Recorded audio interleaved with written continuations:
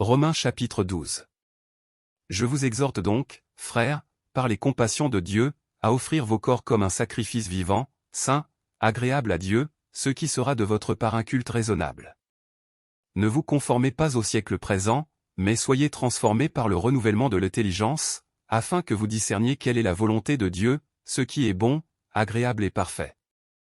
Par la grâce qui m'a été donnée, je dis à chacun de vous de n'avoir pas de lui-même une trop haute opinion, mais de revêtir des sentiments modestes, selon la mesure de foi que Dieu a départie à chacun. Car, comme nous avons plusieurs membres dans un seul corps, et que tous les membres n'ont pas la même fonction. Ainsi, nous qui sommes plusieurs, nous formons un seul corps en Christ, et nous sommes tous membres les uns des autres. Puisque nous avons des dons différents, selon la grâce qui nous a été accordée, que celui qui a le don de prophétie l'exerce selon l'analogie de la foi.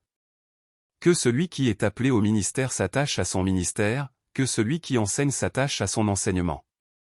Et celui qui exhorte à l'exhortation. Que celui qui donne le fasse avec libéralité, que celui qui préside le fasse avec zèle, que celui qui pratique la miséricorde le fasse avec joie. Que la charité soit sans hypocrisie. Ayez le mal en horreur, attachez-vous fortement au bien. Par amour fraternel, soyez pleins d'affection les uns pour les autres, par honneur, usez de prévenance réciproque.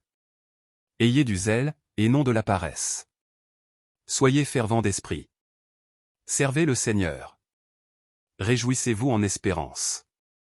Soyez patients dans l'affliction. Persévérez dans la prière. Pourvoyez aux besoins des saints. Exercez l'hospitalité. Bénissez ceux qui vous persécutent, bénissez et ne maudissez pas. Réjouissez-vous avec ceux qui se réjouissent, pleurez avec ceux qui pleurent. Ayez les mêmes sentiments les uns envers les autres.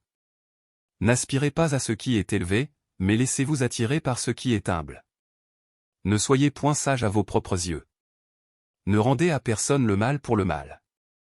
Recherchez ce qui est bien devant tous les hommes. S'il est possible, autant que cela dépend de vous, soyez en paix avec tous les hommes.